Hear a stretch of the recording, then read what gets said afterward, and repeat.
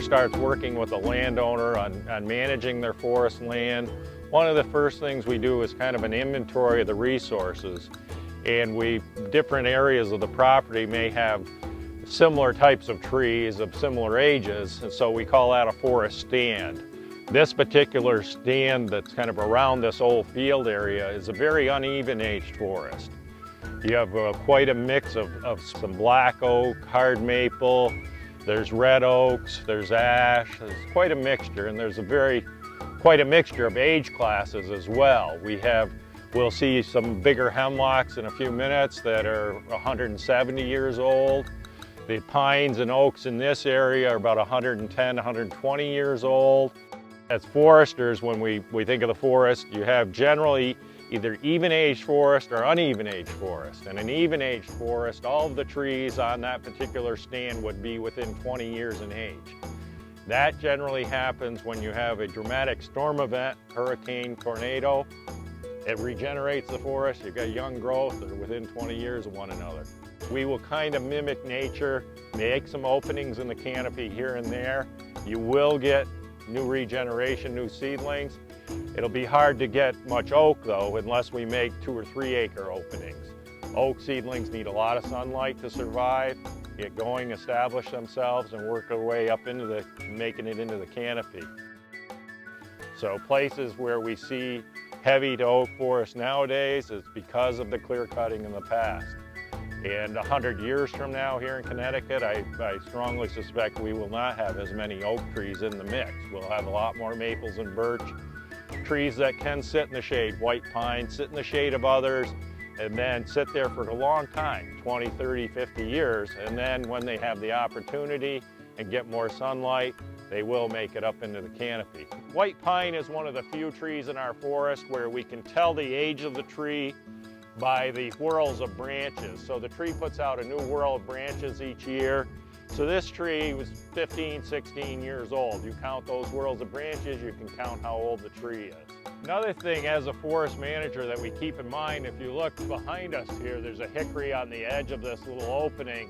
It has a lot of holes in it. That's kind of a little apartment house for squirrels, maybe flying squirrels, maybe red squirrels, gray squirrels. In this case, we're trying to improve the health of the residual forest. So we're looking at the residual trees, the ones we want to keep, and okay, which trees are poorer in terms of health or quality.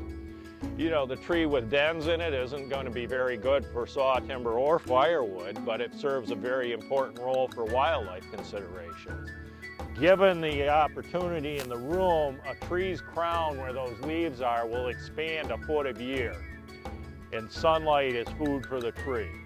So if we keep giving them more room around their crowns, they're going to stay healthier, they're going to grow faster. So you can't always tell a tree's age from its size. You know, it could be a 20-inch tree and only be 20 years old too. You know, if it's got nice, good soils and plenty of sunlight. So. And as foresters and doing a thinning, we think about how can we improve the growing space for these trees that are left. So we walk around, we're looking up at the crowns all the time, and okay, how can I improve this? Give it some room to expand its crown. We're on what the Nature Conservancy has identified as one of the largest relatively unbroken tracts of forest land left in southern New England. You have an area here of about 18,000 acres of forest land. That's the ridge between Webster and Douglas, Massachusetts. That's the ridge that we're looking in at the distance. That's about a 16-mile view. You know, being in the same family for over 160 years, hoping that they will take steps to do something to protect it. And as private landowners, why would you want to do that? There are groups or nonprofits such as the New England Forestry Foundation where they will raise money to purchase those development rights. So it's a case where you may be able to sell them. Other times you may be to your advantage to donate them and take the tax write-off if you're fortunate enough to be in that position. So it's one thing as forest landowners, we try to help to make sure landowners are aware of those opportunities when they come up. We can get the types of seedlings we want if we leave the right seed source and we get the right amount of sunlight on the ground to get the seedlings started. We've got the right climate, the right soils, that we get seedlings coming very quickly. So, and you get a new forest starts out, it'll be several thousand seedlings per acre. You know, 60 years down the road, there's probably going to be down to 300 trees per acre. Mother Nature will thin them out on her own eventually. This is a great example of how it can be done. We still have a beautiful forest here, but yet it's providing some of the needs of society. Each and every one of us uses a tree like this every year.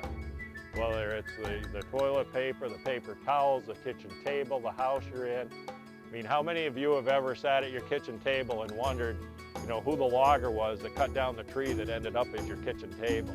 Or who the landowner was, where that kitchen table came from? I mean, we as a society become more disconnected as years go by. I'm glad you're out here to learn about how we are connected to it and perhaps can pass the word along. But you know, we can do a great job of managing our forests, keeping them healthy, and providing the things that we need to survive as well.